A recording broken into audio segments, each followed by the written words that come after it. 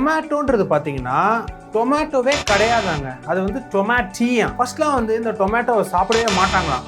அதெல்லாம் வந்து பாய்சனஸாக இருக்கும், அதெல்லாம் எனக்கு தெரியல, அது என்ன பொருள்னே தெரியல, வெஜிடபிள் நல்லாவா இருக்க போகுது அப்படின்ட்டு இருந்தாங்களாம், பயந்துக்கிட்டு இருந்தாங்க. ஒரு கட்டத்துக்கு மேலே இந்த டாக்டர்ஸ்லாம் என்ன பண்ணியிருக்காங்க, இந்த டொமேட்டோ ஆராய்ச்சி பண்ணி ரொம்ப நல்லது, உடம்புக்கு நிறைய விட்டமின்ஸ்லாம் இருக்குது, நல்ல சக்திலாம் இருக்குதுன்னு சொன்னோன்னே மக்கள் வந்து அதை கன்சியூம் பண்ண ஆரம்பிச்சிட்டாங்க. நிறைய பேர் டொமேட்டின்னுவாங்க, டொமேட்டோ அப்படின்னு கூட சொல்லுவாங்க. நம்ம டொமேட்டோன்னு சொல்கிறோம், நம்ம தக்காளி தான் சொல்லுவோம் அப்படின்னு நம்ம சொல்லிட்டு வரோம். ஸோ இன்னைக்கு காலகட்டத்தில் பார்த்தீங்கன்னா இந்த தக்காளி இல்லாமல் சமையலே இல்லைங்க. சாம்பார் செய்யுமா, ரசம் செய்யுமா, தக்காளியை வச்சு நிறைய வெரைட்டி ஆஃப் ரைஸும் செஞ்சு சாப்பிட்டு வரோம். அதுவும் இல்லாமல் வேர்ல்டில் பார்த்தீங்கன்னா அதிக ப்ரொடக்ஷன் இந்த தக்காளியை வச்சு என்ன பண்ணுறாங்கன்னா இந்த சாஸ், டொமேட்டோ சாஸ் பண்ணிட்டு வர்றாங்க. அது வந்து எல்லா கண்ட்ரிலையும் பண்ணிட்டு வராங்க.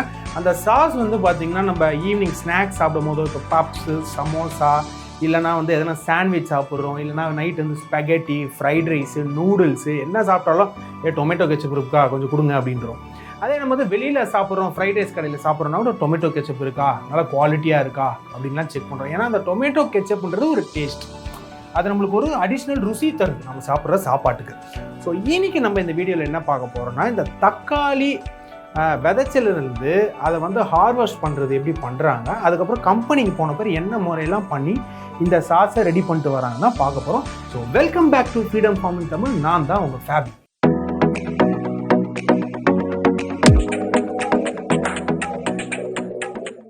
இந்தியாவில் தமிழ்நாடு, ஆந்திர பிரதேஷ், கர்நாடகா, மத்திய பிரதேஷ், குஜராத் இந்த மாதிரி பல இடங்களில் பார்த்தீங்கன்னா 90% தக்காளி விளைச்சல் பண்ணிட்டு வராங்க, ரொம்ப சக்ஸஸ்ஃபுல்லாக பண்ணிட்டு வராங்க. ஸோ இவங்க வந்து மார்க்கெட்டிங் எப்படி பண்ணுறாங்க அப்படின்னு பார்த்தீங்கன்னா, ஜஸ்ட் வந்து நம்ம கன்சியூம் பண்ணுறதுக்காக மார்க்கெட் அனுப்புறதுக்கு மட்டும் இல்லை, நிறைய ஃபேக்ட்ரிஸ் வந்து சப்ளை பண்ணிட்டு வராங்க. எங்கன்னு பார்த்தீங்கன்னா, நிறைய பேர் இந்த ரெடிமேடு நூடுல்ஸ்லாம் செய்கிறாங்க பார்த்தீங்களா, அதுக்கு வந்து இந்த டொமேட்டோ யூஸ் பண்ணுறாங்க, ட்ரை பண்ணி அதாவது காஞ்சதை யூஸ் பண்ணிட்டு வராங்க.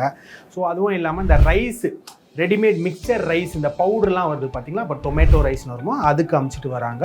ஸோ மெயினாக இந்த சாஸ் தயாரிக்கிறதுக்கு, இந்த வீடியோவே சாஸை பற்றினால இந்த சாஸ் தயாரிக்கிறதுக்கு வந்து அதிக லெவலில் டொமேட்டோ போயிட்டு வருது, நல்ல லாபம் பார்த்து செஞ்சுட்டு வராங்க.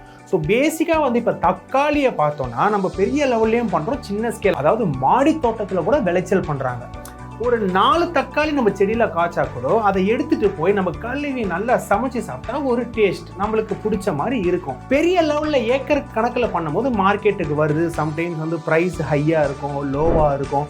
ரீசெண்டாக கூட தமிழ்நாட்டில் பயங்கர விலை வந்துருச்சு, தக்காளி 200 ரூபா 150 ரூபான்லாம் வந்துருச்சு. என்னடா இது தக்காளியா கோல்டு விலையா அப்படின்ற மாதிரிலாம் இருந்துச்சு.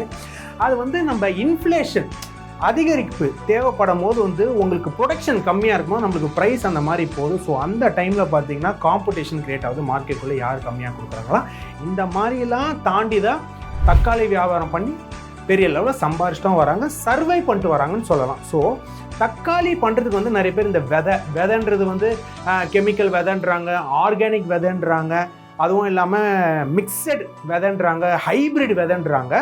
ஆனால் எனக்கு தெரிஞ்ச வரைக்கும் நாட்டு தக்காளி, பெங்களூர் தக்காளி நம்மளுக்கு தெரியும். அதுக்கு வந்து சாதாரண விதையே போட்டு கரெக்டான பராமரிப்போட, கிளைமேட் ரொம்ப சூடாக இருக்கிற இடம் இல்லாமல் நார்மலாக இருக்கிற கிளைமேட்டில் வளர்த்துனா நல்லா வளருதுங்க, நல்ல க்ரோத் கொடுக்குது, நல்ல பிஸ்னஸ் பண்ணிட்டு வராங்க. ஃபஸ்ட்டு இன்வெஸ்ட்மெண்ட் நம்ம அழகாக பண்ணோம் அப்படின்னா ப்ரொடக்ஷன் வந்துக்கிட்டே இருக்கும், மார்க்கெட்டில் நம்ம இடம் பிடிச்சிட்டோன்னா நம்ம தான் கிங்கு. ஸோ சின்ன ஸ்கேலில் பண்ணுறவங்க வந்து மேன் பவரை யூஸ் பண்ணி, அக்கா அண்ணே தக்காளி பறிச்சு தந்துருங்க அப்படின்ட்டு அவங்க வேலையை முடிச்சு கொடுத்துட்டு கூடையில் வச்சுட்டு போயிடுவாங்க. ஆனால் ஏக்கர் கணக்கில் நீங்கள் ஹார்வெஸ்ட் பண்ணும்போது பெரிய மிஷினரிஸை நம்ம உள்ளே இறக்குறோம். மிஷினை நம்ம உள்ளே இறக்கிட்டோம் அப்படின்னா இந்த மிஷினில் அழகாக டைமை கம்மி பண்ணி சீக்கிரமாக அந்த தக்காளியை அழகாக டேமேஜ் இல்லாமல் அறுவடை பண்ணி கொடுத்துட்டு போயிடுங்க.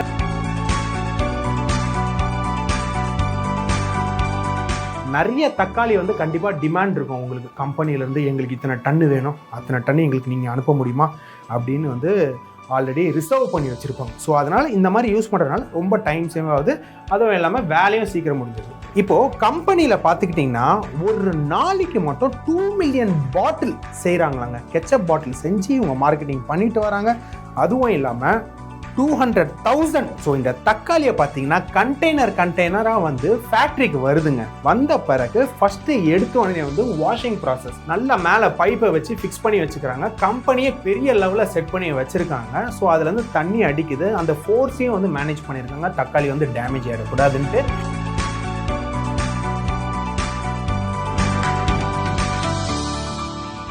ஆனால் அந்த தண்ணியை பார்த்தீங்கன்னா அவ்வளோ அழுக்கு இருக்குது. ஏன்னா மண்ணில் தானே அந்த தக்காளி எடுத்துருக்கோம். இது வந்து கெச்சப் செய்கிற இடம், அதனால் வந்து உங்களுக்கு எந்த அழுக்கும் இருக்கக்கூடாது, மண் இருக்கக்கூடாது, கல் இருக்கக்கூடாதுன்றால அவங்க வந்து கண்டிப்பாக அதை மேக் ஷோர் பண்ணுறாங்க. லெவல் 1, லெவல் 2, லெவல் 3, லெவல் 4 இருந்தாலும் பரவாயில்ல.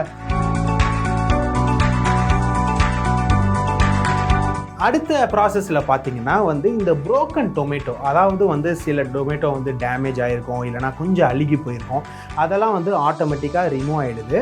என்னதான் நசுங்கி தானங்க போகுது, பரவாயில்ல கெச்சப்பு தானே நினச்சா கூட அந்த குவாலிட்டியை மெயின்டைன் பண்ணுவோம். நீங்கள் ஒரு பெரிய லெவல் பிராண்டில் ரீச் ஆகிட்ட பிறகு அந்த குவாலிட்டி மட்டும் இல்லை அப்படின்னு தெரிஞ்சிருச்சுன்னா உங்களுக்கு கண்டிப்பாக வந்து அது ஒரு பெரிய ஃபெயிலியர் ஆகிடும். மார்க்கெட்டையும் ஃபுல் டவுன் ஆயிருந்தால என்னதான் நீங்கள் பெரிய லெவலில் தக்காளியை வச்சு நீங்கள் சாஸ் தயாரித்தாலும் அதில் கொஞ்சம் வேஸ்டேஜ் இருந்தாலும் நல்லது கிடையாது தான். ஸோ அதனால் வந்து இந்த குவாலிட்டி பர்பஸ்க்காக அதை எடுத்துகிட்டு இருக்காங்க.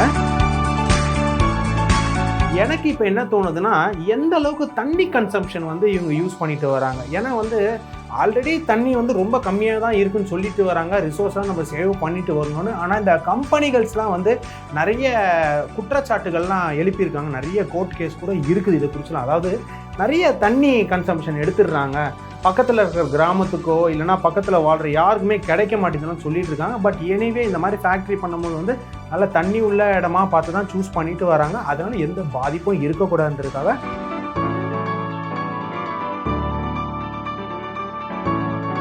பெரிய சிலிண்டர் மாதிரி இருக்குங்க, ஸ்டீல் சிலிண்டர் மாதிரி. அந்த சிலிண்டருக்குள்ளே போட்டுடுறாங்க. தண்ணியில் வேக வைக்க முடியாது, ஏன்னா வந்து தண்ணியில் வேக வச்சா அதோட சூப்பு மாதிரி ஆகிடும். அதனால் வந்து ஸ்டீம், அதாவது புகை, சூட்டு புகையில் வந்து இவங்க அதை வந்து வேக வச்சு அப்படியே சாஃப்ட் ஆக்கிடுறாங்க.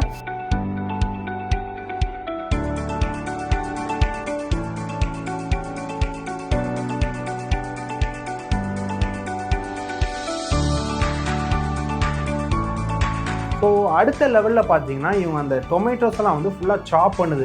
நானும் வெயிட் பண்ணிக்கிட்டு இருக்கேன், எப்படா இதை வந்து ஸ்மாஷ் பண்ணுவாங்க, அந்த சாஸ் ரெடி ஆகும்னு பார்த்தா அடுத்தது வந்து சாப் பண்ணுதுங்க. அந்த நல்ல சின்ன சின்ன பீஸாக சாப் பண்ணி செக்ரிகேட் பண்ணுது. இந்த குவான்டிட்டி ஆஃப் அமௌண்ட்டில் வந்து பிரித்து அடுத்த ப்ராசஸ்க்கு அனுப்புது. ஸோ அடுத்த ப்ராசஸ் என்னன்னு பார்க்கும்போது ஸ்மாஷ் பண்ணுது. ஃபுல்லாக ஸ்மாஷ் பண்ணி நல்லா திக்கான ஒரு கெச்சப் மாதிரி, நல்ல ஒரு எப்படி சொல்கிறது, தக்காளி சாஸ் திக்காக நம்ம வீட்டில் மிக்சியில் அரைச்சா எப்படி இருக்கும், தண்ணிலாம் ஊற்றி அரைக்காமல் இருந்தால் எப்படி இருக்கும், அந்த மாதிரி இருக்குது. ஸோ அடுத்த ப்ராசஸ் வந்து இந்த ஃப்ளேவர், சில பேர் வந்து இந்த சில்லி சாஸ் எதிர்பார்ப்பாங்க, கொஞ்சம் ஸ்வீட்டாக எதிர்பார்ப்பாங்க, கொஞ்சம் மசாலா கலந்த சாஸ்லாம் எதிர்பார்ப்பாங்க. டே டு டே காலகட்டத்தை தாண்டி வரும்போது புது புது ஃப்ளேவராக ஆட் பண்ணிட்டு வராங்க. ஸோ அடுத்தது பார்த்திங்கன்னா பெரிய பெரிய கண்டெய்னரில் போகுது. இது வந்து ஃபில் பண்ணி இந்த மார்க்கெட்டுக்கு அனுப்பும்போது இந்த ஃப்ளேவரில் விரும்புகிறாங்க, இந்த ஃப்ளேவர் வந்து இந்த ஊரில் நல்லா போகுது, இந்த மார்க்கெட்டில் நல்லா சேல் ஆகும்போது அதுக்கு தகுந்த மாதிரி மிக்ஸ் பண்ணி ஃபில் பண்ணி கரெக்டாக அதை வந்து சீல் பண்ணி இங்கேருந்து மார்க்கெட் பண்ணி அனுப்புகிறாங்க. ஸோ பேசிக்காக இப்போ இந்த தக்காளி ப்ரொடக்ஷன், அதாவது இந்த நம்ம ஊரில் வந்து நிறைய பேர் வந்து தக்காளி ஃபார்மிங் பண்ணணும், பெரிய லெவலில் பிஸ்னஸ் பண்ணணும்னு நினைக்கிறாங்க. நிறைய பேர் கமெண்ட்ஸில் என்ன சொல்கிறதுனா, நான் வந்து தோட்டம் வச்சுருக்கேன், எனக்கு தக்காளி வந்து லோக்கல் ஏரியாவில் வந்து நான் சேல்ஸ் பண்ண முடியுது, பெரிய லெவலில் பிஸ்னஸ் பண்ணணும்னு நினைக்கிறவங்க வந்து கண்டிப்பாக கொஞ்சம் ரிசர்ச் பண்ணி நல்லா மேன் பவரை யூஸ் பண்ணி 4 இடத்துல நீங்கள் ஒரு பெரிய பெரிய கம்பெனியில் ஒரு டீலை ஓகே பண்ணிங்கன்னா இந்த மாதிரி சின்ன சின்ன படியில் வந்து நீங்கள் டெவலப் பண்ணி டெஃபினட்டாக ஒரு கம்பெனி நீங்கள் வச்சு பெரிய லெவலில் பிஸ்னஸ் பண்ணலாம். ஸோ இந்த மாதிரி தக்காளி ஃபார்மிங், இந்த மாதிரி மிஷினரிஸ்லாம் தெரிஞ்சுக்கணும், இல்லை இந்த மாதிரி ஃபேசினேட்டிங்கான விஷயம்லாம் கற்றுக்கணும், மேலும் ஃபார்மிங்கை படிக்கணும்னு நினைக்கிறவங்க இந்த மாதிரி ஃப்ரீடம் ஆப்புன்ற ஒரு ஆப் வந்து நீங்கள் ப்ளே ஸ்டோரோ இல்லைனா வந்து ஆப் ஸ்டோரில் போய் டவுன்லோட் பண்ணி நீங்கள் கற்றுக்கலாம். நல்ல விவரமாக இருக்கும். உங்களுக்கு என்ன மொழியில் கற்றுக்கணுன்றதும் அதில் இருக்கும். அதே மாதிரி ஒரு சூப்பரான கண்டென்ட்டோடு வரேன். ஸோ எங்கள் சேனலில் ஆல்ரெடி நிறைய வீடியோஸ் போட்டிருக்கேன், இன்ஃபர்மேட்டிவாகவும் இருக்கும். நீங்கள் போய் பாருங்கள், சப்ஸ்கிரைப் பண்ணிவிடுங்க, அண்ட் மறக்காமல் ஷேர் பண்ணுங்கள், லைக் பண்ணுங்கள், கமெண்ட்டும் பண்ணுங்கள்.